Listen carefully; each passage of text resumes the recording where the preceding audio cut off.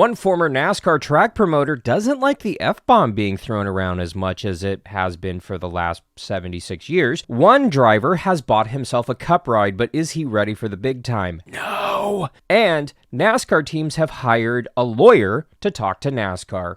Hi, push it, checker flag, hell yeah! What's the caution for? Mate? Can I not push it in? Stop anybody. Come on, you guys! Way to go, boys! One hell of a job, man, one hell of a job. Thank you so much. It is a Shifting Gears for a Thursday, February 22nd. I am Alan Bailey. Oh, lots to talk about, so little time, but I do want to start with this. We have a brand new show coming to the channel. Yes, my wife is so thrilled about me doing another show, but it's going to be a really good one. This one specifically is going to target the NASCAR Xfinity Series. Once a week, particularly on Saturday mornings, you're going to have a little bit of a recap of everything that has happened the week leading into this race and everything that you can expect for this weekend's race. It's going to be debuting this weekend right here on the channel. However, we do not have a name for it yet. Yeah, you can't exactly call it the NASCAR Xfinity Series show, so we're asking for your help. Go ahead and leave a comment down below. What do you think we should name this new weekly show about the NASCAR Xfinity Series? So make sure that you mash that subscribe button so that you do not miss that show when it drops, whatever it ends up being called. And of course, you can always log on to arnrace.com for the latest motorsports news. ARN, the Motorsports Authority. Now on to this one.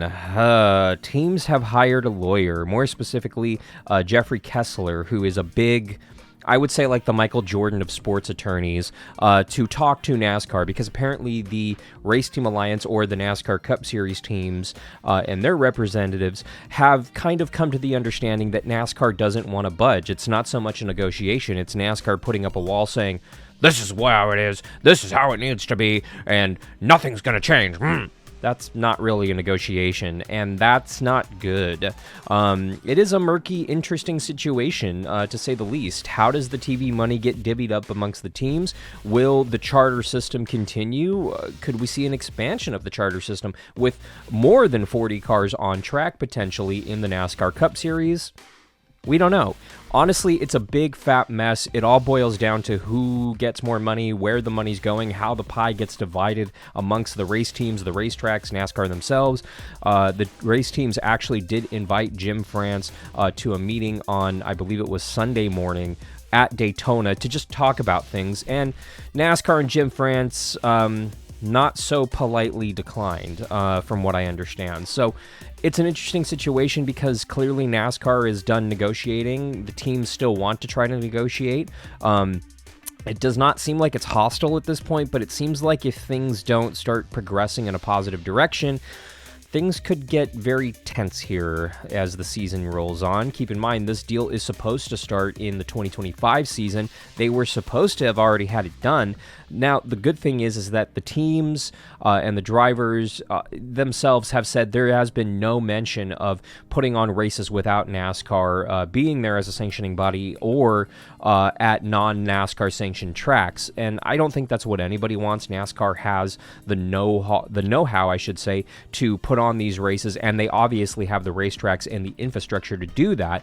But the question is will this deal ever get done with the teams and with NASCAR? All we can do is hope, but when lawyers get involved, it's never really a good thing. You remember Derek Krauss? Yeah, that guy who's made a bunch of Truck Series starts and a handful of Xfinity and no Cup Series starts. Well, now he's going to go ahead and jump in a Cup car because Kaulig Racing is desperate for money. I mean, has an open Cup ride, why do you ask? Listen, I don't think Derek Krauss is ready for Cup. There's no way around it. This is a guy who I think needs at least another couple of years in the Xfinity Series before he can jump up into Cup. But, I mean, he has 5 races that he's going to be running in 2024, I should say, with Las Vegas being his debut next weekend. So,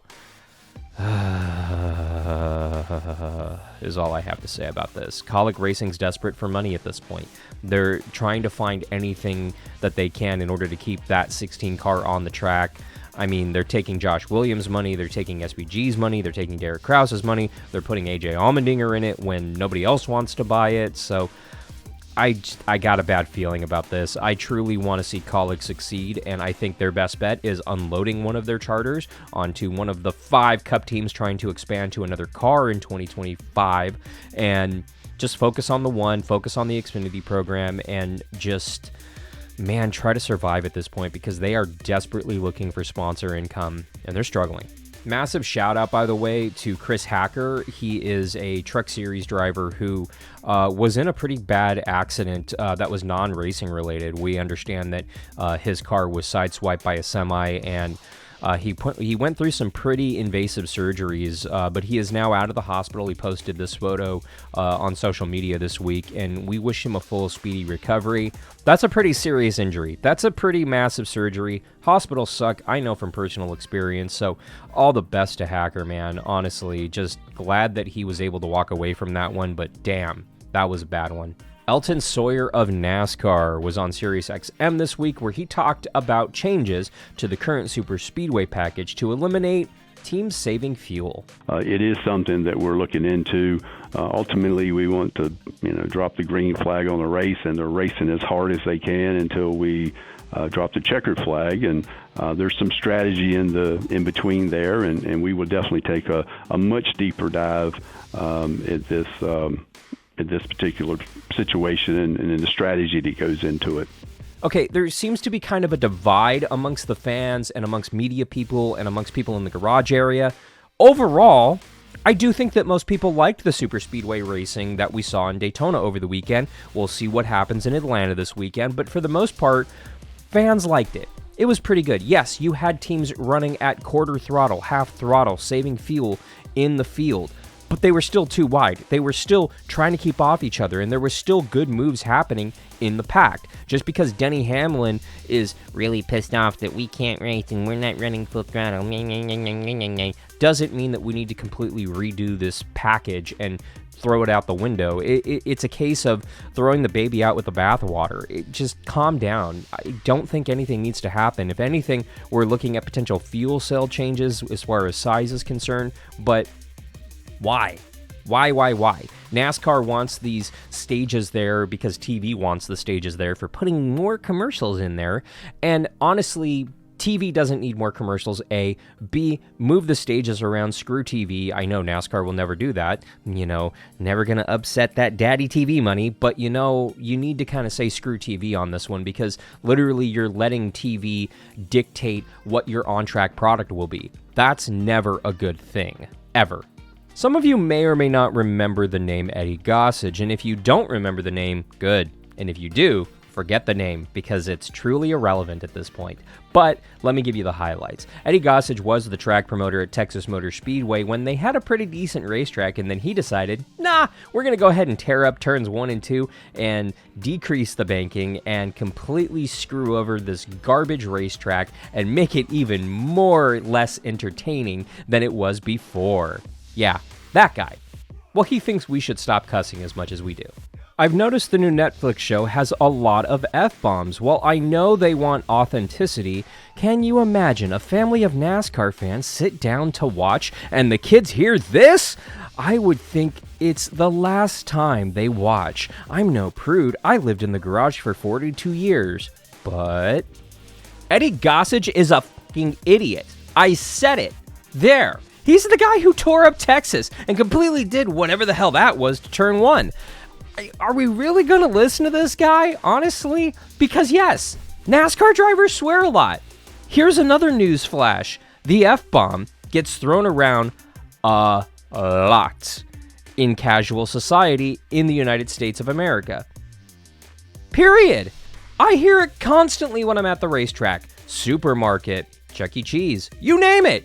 It's everywhere. The F-bomb is just there because one retired track promoter that screwed up a racetrack and was so bad at his job that he was forced into an early retirement suddenly thinks that, there's too many F-bombs in NASCAR. These drivers use too much F-bombs.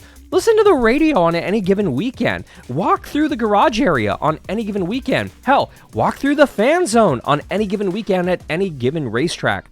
There's a lot of F-bombs being thrown around. Why? Because it's 2024. It's just how society is right now. Get over it, honestly. And do me a favor, do what I did. Unfollow Eddie Gossage because, well, he's not in NASCAR anymore. Why does he matter? Doesn't. The end. Now for my hot takes to yours, let's go ahead and open up the mailbag, the comments down below. Any comment that you leave on any one of our videos automatically populates into one mailbox, and we go through them every week here on the channel. So let's go ahead and start with, simply put, the CW got the best end of the package of partners. Since the Xfinity Series will be exclusive to the channel, you can argue Fox on the Truck and Cup Series, even on the Cup side, they lost some races. Well, I'm not 100% sure what you're trying to say there on the back end of that comment, but yeah, I do think the CW kind of got away with the best deal because they get that entire series, every single race on their network. That is awesome. That is awesome. My biggest complaint about the deal is that broadcasters who are calling the race are doing it from a TV studio in Charlotte, North Carolina every week, and they're not actually going to be there. So they won't say, "Ooh, crash, turn one," while it's happening. They'll wait for TV to cut to it. And if you frankly have people who have been working the Fox broadcasts, working the Xfinity broadcast, which is a potential, then we're all screwed. But if you honestly have people from NBC work their way over to that broadcast, then it's actually going to be pretty damn good. And NASCAR and CW still need to come together and actually staff the event and staff the crew to work the back end of that. So we can't exactly talk smack now because it hasn't really been announced yet. I will say this, the thing that I said after the race, even though I believe Bowman should have won a frankly rigged Daytona 500s, William Byron came out of nowhere. He was the fourth driver at Hendrick, and now he's going to be the star of the sport, maybe the number one driver in NASCAR. I mean, have you been paying attention to the guy's career? He started in the Truck Series with Kyle Busch Motorsports, and frankly was pretty damn good. And then moved over to the Xfinity Series with Junior Motorsports, again, pretty damn good, and then into the Cup Series, and we kind of waited for him to have his breakout year, and he took a couple years, but honestly, last year was that awakening. He won the most races of anyone in the series, made the Final Four, had a shot to win a championship, and it doesn't surprise me. Yes, he's DNF'd every single Daytona 500 until this one. Maybe it says more about him as a driver than the organization he's with. He's with Hendrick Motorsports, the New York Yankees of NASCAR. What do you expect? And as far as Daytona 500 being rigged, what the hell are you talking about? Seriously, you're wrong. You're dead wrong 110%. That race was not rigged. Far from it. NASCAR waited to see if the cars would spin down to the grass and stay down there, and if they did, then we would have raced back around. But then they came back up, NASCAR hit the button, and the minute they hit the button, which is essentially the moment that the light goes from green to nothing, before a split second later going to yellow, that is not, when the light goes yellow is not the moment of caution. The moment of caution is literally the millisecond that the green light goes off. The fact that it takes another second for the yellow light to actually trigger and go on isn't the moment of caution. NASCAR has every single camera around the racetrack connected to a computer that syncs them all up to real time with the caution clock. They can go back and look at this. And yes, just because they haven't released the video of the aerial footage looking down on the racetrack that they actually used to make the call doesn't mean that it's rigged. It just means that they put the simple photo out to show the instance of caution, which is the only thing that matters to determine the finishing order of the Daytona 500. And I get it. Maybe you're an Alex Bowman fan. Maybe you're really pissed off he didn't win the Daytona 500. But if you're a Hendrick hater or a Hendrick fan, Hendrick Motorsports was going to win it anyway. I get it. And I kind of sort of called the winner of the Daytona 500. I'm just saying. Over on Team Chaos, we got our first ever victory over on iRacing in the Daytona 500, driving the number 24 ARN Chevy for Team Chaos. So I'm just saying, eerie coincidence that we win the Daytona 500 in the number 24 and William Byron wins it in real life just a few days later. I didn't think I had prediction powers, but maybe I do. I don't know. You're going to have to tune into Team Chaos's YouTube channel this Saturday as we head out to Atlanta to try to continue this streak. That's coming at you at noon Eastern, 9 a.m. Pacific, over on youtube.com/Team Chaos. So the link is in the description. You can go ahead and check out Team Chaos there. If you didn't get enough wrecking and carnage this last week at Daytona, guess what, boys and girls? We're back in Atlanta this week. Woohoo! Can't wait. I'm with the drivers. Bulldoze Atlanta, let a hurricane take it out, and let's actually bring back old Atlanta. I'm just saying, I miss old Atlanta. I'd like to see old Atlanta come back. Old Atlanta was badass. And I kind of need your opinion on this. Do you want to do live shows post-race on Sunday night, I should say, or just do a kind of highlight reel video thing like we do here every week on either Sunday night, Monday morning? Let me know in the comments down below. We are going to continue to produce this show on Thursdays for you. We're also going to have the Untitled NASCAR Xfinity Series show that's either going to be dropping on Friday morning or Saturday morning here on the channel every week. We still need your help naming that one, so if you do have an idea for a name for the NASCAR Xfinity Series show that we're going to be doing here once a week, let me know in the comments down below.